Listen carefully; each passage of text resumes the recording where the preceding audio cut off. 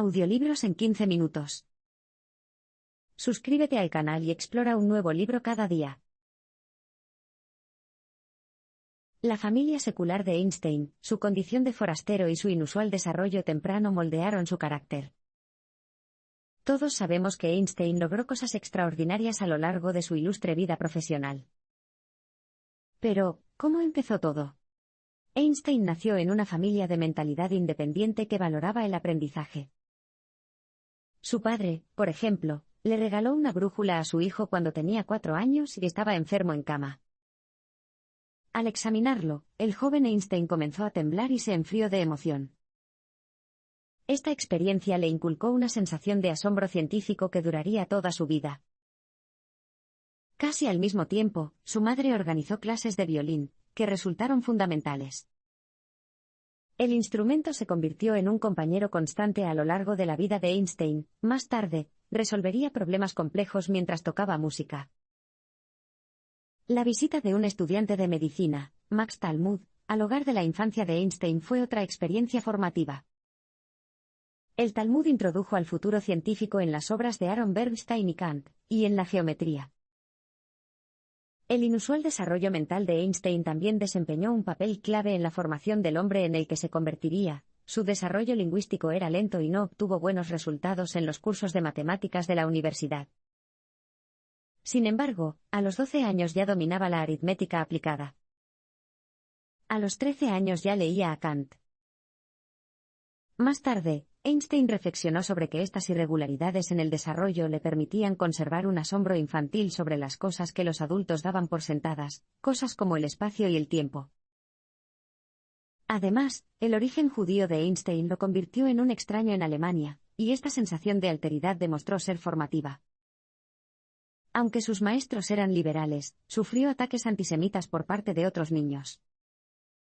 Como resultado, desarrolló un distanciamiento distante, lo que pudo haber contribuido a que más adelante estuviera dispuesto a separarse del rebaño científico.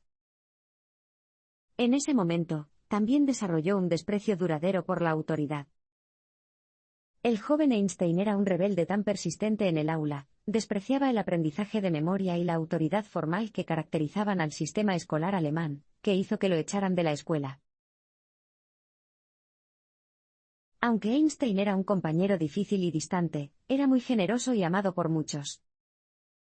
La inusual infancia de Einstein produjo a un hombre brillante pero complicado. Como adulto, Einstein tuvo problemas con las relaciones íntimas porque a menudo anteponía el trabajo a todo lo demás. Esto fue evidente en sus 2 matrimonios, ninguno de los cuales fue ideal. Aunque podría decirse que su primera esposa, Mileva Maric, fue el amor de su vida, la relación se desintegró rápidamente. El comportamiento cruel de Einstein fue en gran medida la culpable. Por ejemplo, una vez le escribió a otra mujer diciéndole que los celos de su esposa eran un defecto típico de una mujer de tan fealdad poco común. Finalmente, dejó Mileva para poder casarse con su prima hermana, Elsa. Aunque su matrimonio duró, no fue una relación modelo. Elsa se centraba en atender las necesidades domésticas de su esposo. Mientras tanto, Einstein mantuvo libremente muchas aventuras extramatrimoniales. Además de tener una vida romántica problemática, Einstein también tuvo una relación turbulenta con sus hijos. Con Mileva tuvo 2 hijos, Hans Albert y Eduard. Eduard pasó la mayor parte de su vida adulta en un manicomio. Einstein lamentó profundamente la pérdida de su familia cuando los dejó para casarse con Elsa, pero logró ocultar su dolor dedicándose al trabajo. Sin embargo, a pesar de las dificultades que tuvo para mantener relaciones íntimas, fue notablemente amable y cariñoso con la humanidad en general. Por ejemplo, casi todos sus alumnos de la Universidad de Princeton, donde pasó los últimos años de su vida, lo recuerdan con cariño. Del mismo modo, era conocido por ayudar a los niños pequeños con sus deberes de matemáticas. Adelaide DeLong, de 8 años, es el ejemplo más famoso. Adelaide convenció a Einstein para que la ayudara con un problema de matemáticas ofreciéndole chocolate casero. Él le explicó las matemáticas, la obligó a resolver el problema por sí misma y luego, siguiendo su ejemplo de ofrecer golosinas sabrosas, le dio una galleta. Sin embargo, a pesar de ser un individuo incorregiblemente distante, Einstein hizo muchos amigos cercanos para toda la vida, también fue una celebridad mundial muy querida. 1905 fue el año crucial en el que Einstein puso patas arriba la física clásica. La obra de Einstein estuvo marcada por dos períodos revolucionarios importantes, el primero tuvo lugar en 1905, el segundo tuvo lugar una década después. Después de este segundo período, pasó los años restantes de su vida intentando en vano elaborar una teoría unificada que reconciliara sus ideas anteriores, pero hablaremos de eso más adelante. Por ahora, volvamos al año milagroso de Einstein. En 1905, mientras trabajaba en la oficina de patentes de Berna, donde pasó 7 años sin conseguir un puesto como científico doctoral adjunto, Einstein escribió 4 artículos que revolucionaron la física. El primer artículo afirmaba que la luz no solo viajaba en ondas, sino también en pequeños paquetes llamados cuantos, que más tarde se denominaron fotones. Einstein se basaba en el trabajo del científico Max Planck, quien ya había demostrado que la energía consiste en un número definido de paquetes finitos iguales. Sin embargo, Planck no se había dado cuenta de que esta idea socavaba la física newtoniana clásica. Otra clave de los descubrimientos de Einstein fue la idea del científico Philipp Lenard de que, a pesar de un nivel constante de energía, la luz intensa producía más electrones. Einstein relacionó los hallazgos de Planck y Lenard para argumentar que la luz no era una onda continua, sino más bien una composición de partículas discretas de energía. Esta idea llevó a la ley del efecto fotoeléctrico de Einstein, que establece que la energía de los electrones emitidos depende de la frecuencia de la luz. Esta idea le valió a Einstein el premio Nobel. Su teoría de la relatividad no le ganó, pero eso se debió a razones políticas. El segundo y tercer artículo de Einstein trataron sobre el comportamiento de las partículas, es decir, los átomos y las moléculas, en los líquidos.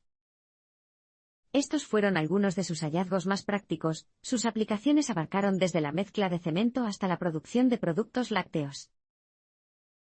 ¿Y el cuarto artículo? Era la famosa teoría especial de la relatividad, de la que aprenderemos todo en un abrir y cerrar de ojos. La teoría clave de Einstein era que, aunque el tiempo, el espacio y la distancia son relativos, nada es más rápido que la velocidad de la luz. La teoría especial de la relatividad se dividió en dos postulados, el principio de la relatividad y el postulado de la luz. Así que, vamos a abordarlos uno por uno. Primero, el principio de la relatividad establece que, mientras te muevas a una velocidad constante, las leyes fundamentales de la física son invariantes, independientemente del estado del movimiento. Por ejemplo, imagina que estás en un tren y yo estoy afuera, viendo el tren pasar a toda velocidad. Cuando te veo, te mueves y yo estoy quieta. Sin embargo, cuando me miras por la ventana, te parece que me muevo y tú estás quieta.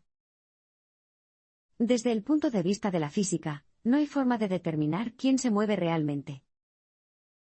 En otras palabras, es relativo. Es decir, las leyes de la física son las mismas para los dos. Pase lo que pase, ya sea que estemos haciendo rebotar una pelota o haciendo café, las leyes de la física se comportarán de manera coherente para ambos. Ahora, pasemos al postulado de la luz, que establece que la velocidad de la luz es constante, sin importar qué tan rápido se mueva la fuente. Es decir, a diferencia de otros elementos, la luz no es relativa. Volviendo a nuestro ejemplo, cuando estás en el tren y yo estoy parada, la luz viaja a la misma velocidad para los dos. Pero, ¿cómo puede ser esto?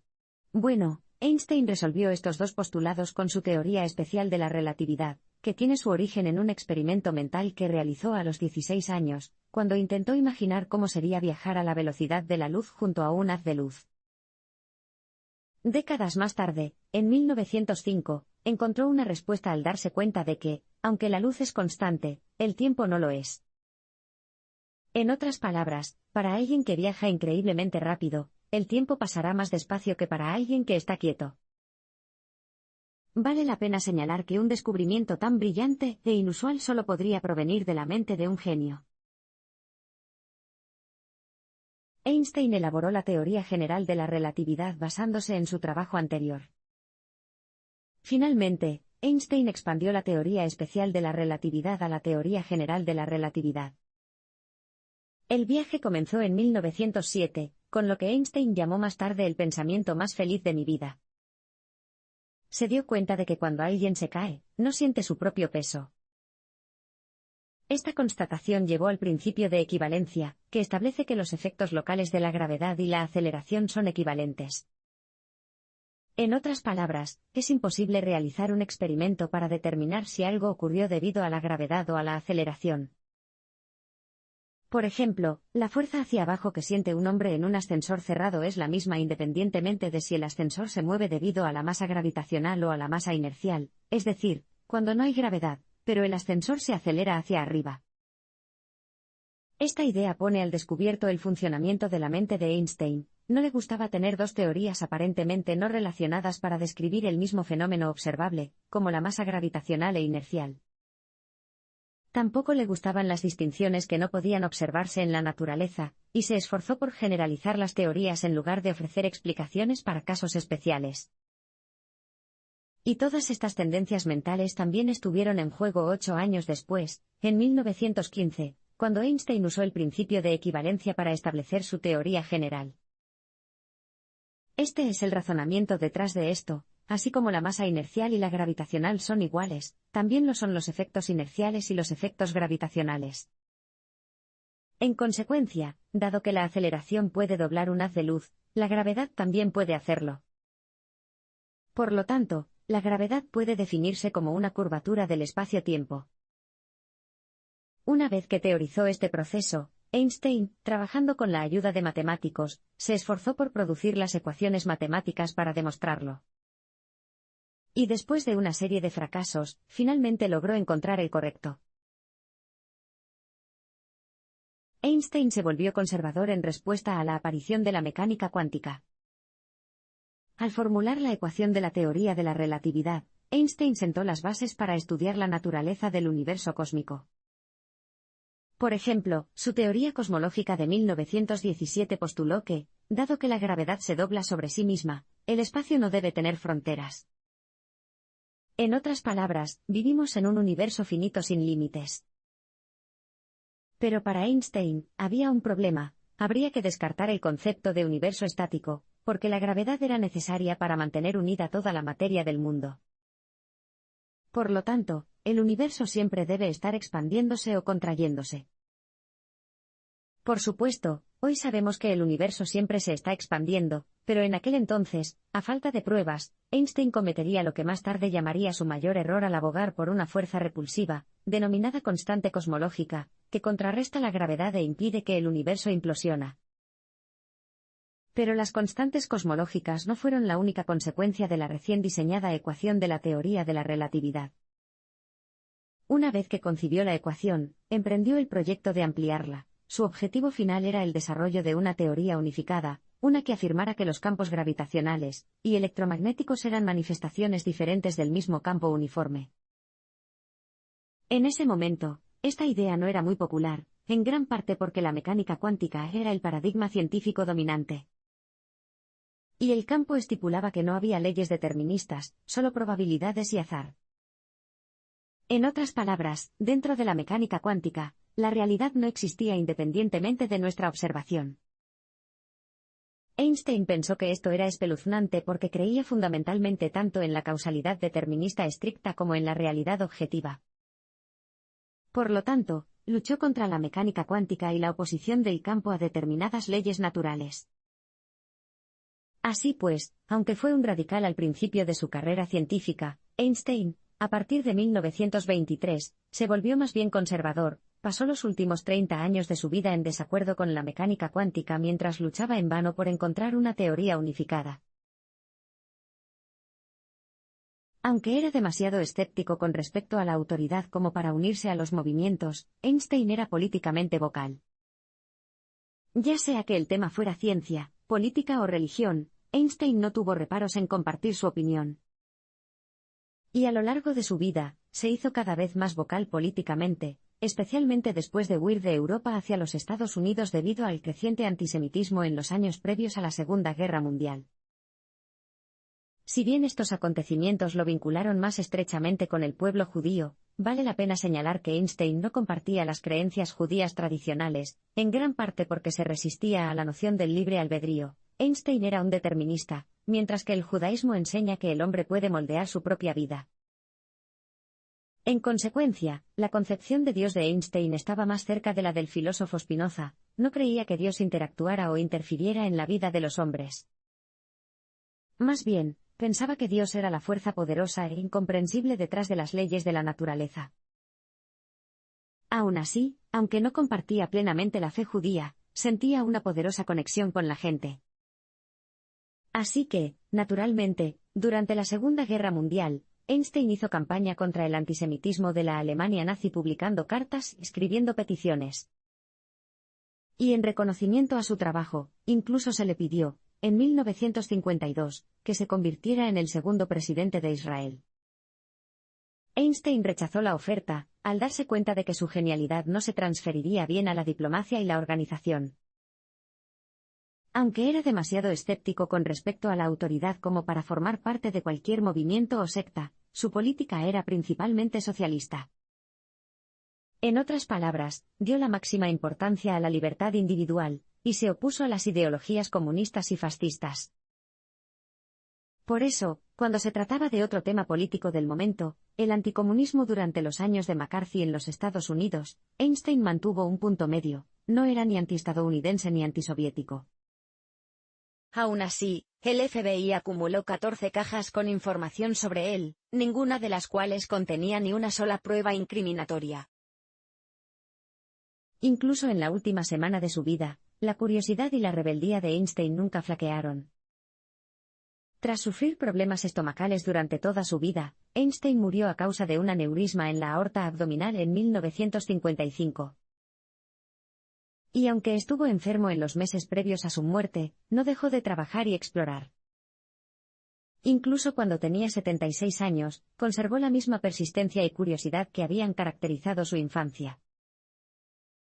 Por ejemplo, la última semana de su vida fue extraordinariamente productiva. Firmó el manifiesto de Einstein-Russell, que escribió junto con el filósofo Bertrand Russell, en el que condenaba otra guerra mundial. Escribió un discurso radiofónico en el que expresaba su preocupación por la lucha de judíos y árabes por vivir en paz en el recién creado Estado de Israel, y, por supuesto, seguía ocupado intentando encontrar su teoría unificada del cosmos. De hecho, la familia de Einstein encontró 12 páginas de ecuaciones sobre las leyes de la naturaleza junto a su lecho de muerte.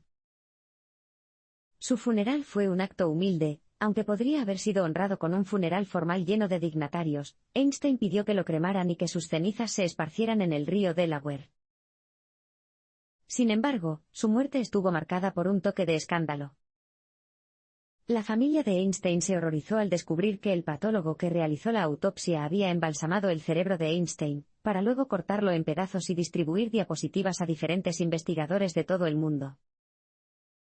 Al final, los científicos notaron algunas irregularidades. Por ejemplo, el cerebro de Einstein tenía un surco más corto en la zona del lóbulo parietal inferior, un área que se cree que es clave para el pensamiento matemático y espacial.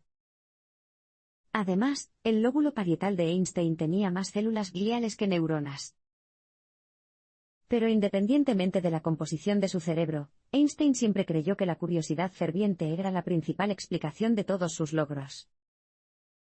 A lo largo de su vida, siguió maravillándose ante el funcionamiento de la naturaleza con humildad y seguridad en sí mismo.